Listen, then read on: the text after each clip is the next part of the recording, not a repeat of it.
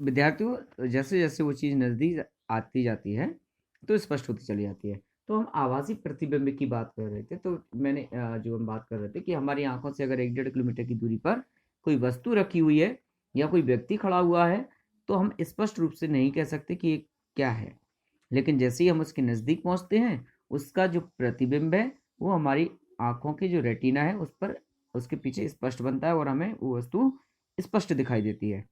तो इसी प्रकार से जो प्रतिबिंब है उनको दो श्रेणी में रखा गया है, वास्तविक और आभासी। तो वास्तविक प्रतिबिंब यही कहा गया कि जब वस्तु से परावर्तित होकर आने वाली प्रकाश की किरणें वास्तव में किसी स्थान पर मिलती है तब वास्तविक प्रतिबिंब बनता है। वास्तविक प्रतिबिंब सदैव उल्टा होता है, उल्टा बनता है और इसे पर्दे पर प्राप्त किया जा सकता है। यानी जो वास्तविक प्रतिबिंब होता है वो किसी व्यक्ति का, किसी वस्तु का, वो सदैव उल्टा बनता है और इसको स्पष्ट रूप से सीधा देखने के लिए इसके लिए पर्दे का उपयोग किया जाता है। इसके बाद आभासी प्रतिबिंब की बात करें तो जब किसी वस्तु से परावर्तित होकर आने वाली प्रकाश की किरणें किसी स्थान पर वास्तव में नहीं मिलती हैं पर वे आभासी रूप से मिलती हुई प्रतीत होती हैं, तो इस प्रकार जब जो वस्तु का प्रतिबिंब या चित्र बनता है वो आभासी प्रतिबिंब बनता है और इसे हम पर्दे पर प्राप्त नहीं कर सकते हैं। समतल दर्पण में बनने वाला जो प्रतिबिंब है वो आभासी प्रतिबिंब होता है।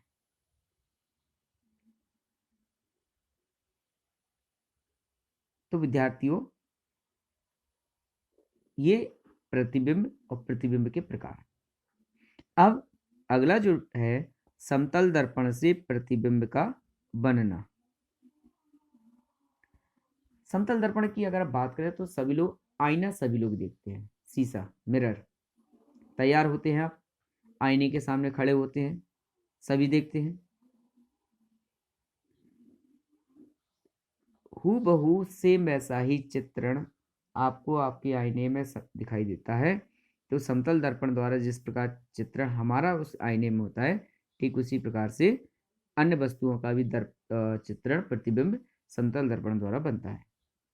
जैसे एक एग्जाम्पल यहाँ पर है, एक मोमबत्ती है जो बिंदु O यानी समतल दर्पण में M1 M2 समतल दर्पण है और उसके सामने रखी हुई है। अब मोमबत्ती से प्रकाश की किरणें सभी दिशाओं में निकलती हैं। प्रतिबिंब के निर्माण के लिए हम 3 किरणें ले लेंगे उनकी। ये तीनों किरणें परावर्तन के नियम अनुसार परावर्तित होती हैं और किरण OE लंबवत होने के कारण उसी मार्ग में वापस लौट जाएगी। किरणें OA तथा OB क्रमशः AP तथा BQ मार्ग से परावर्तित हो जाएंगी। तो जिस प्रकार आप देख रहे हैं यहाँ पे, तो परावर्तित हो जाएंगी। तो परावर्तित होने के पश्चात ये किरणें वास्तविक रूप से मिल नहीं सकती क्योंकि ये सभी अपसारित होती हैं यानी फैली हुई। क्योंकि मोमबत्ती से निकलने वाली जो रेज हैं वो फैलती है। यदि इन तीनों किरणों के विपरीत दिशा में पीछे की ओर अगर आप आगे बढ़ते जाइएगा तो ये तीनों किरणें दर्पण के पीछे मिलती हुई प्रतीत होंगी। इसी जगह मोमबत्ती का जो प्रतिबिंब होगा वो दिखाई देगा, लेकिन प्रतिबिंब उल्टा बनेगा और आभासी होगा। तो देखिए जैसे कि यह दिखाई दे रहा है, ये समतल दर्पण है M1 M2, ये O कोई वस्तु है यानी मोमबत्ती है। मोमबत्ती से निकलने वाली ये किरणें हैं E, इनमें से 3 किरणें ली हैं। अब इन 3 किरणें ये कभी मिलेंगी नहीं, परंतु अगर आप इन्हें बढ़ाएंगे पीछे की ओर तो ये दर्पण के पीछे मिलेंगी। यानी दर्पण ये सामने है, ये इसके जस्ट पीछे यहाँ मिलती हुई प्रतीत होती है, तो यहाँ पर वस्तु का प्रतिबिंब दिखाई देगा। अब समतल दर्पण द्वारा बनने वाला प्रतिबिंब दर्पण के पीछे ठीक उतनी ही दूरी पर बनता है जितनी दूरी पर वस्तु को रखा गया है। अर्थात अगर 2 मीटर की दूरी पर वस्तु को रखा गया है तो समतल दर्पण द्वारा उस वस्तु का जो प्रतिबिंब है वो भी 2 मीटर की दूरी पर ही बनेगा। अर्थात समतल दर्पण से बनने वाले प्रतिबिंब की जो लंबाई है वो वस्तु की लंबाई की बराबर होती है।